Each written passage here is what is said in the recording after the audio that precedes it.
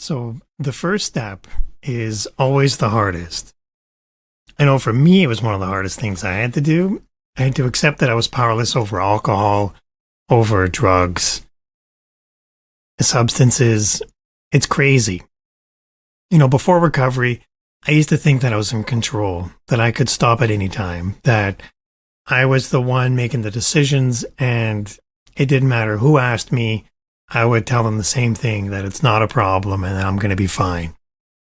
And that goes to show how much of a problem it was. I was out of control, and I would try and tell myself I was in control.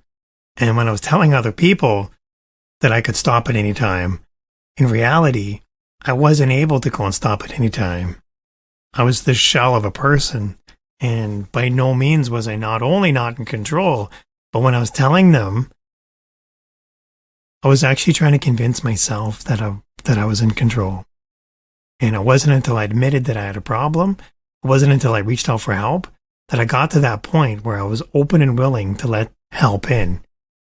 The hardest thing is admitting there's a problem, yes, but the actual first step is in recognition of the limits of what we have and what we can do.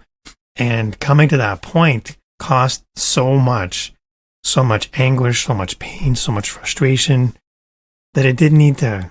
I carried that burden for far too long.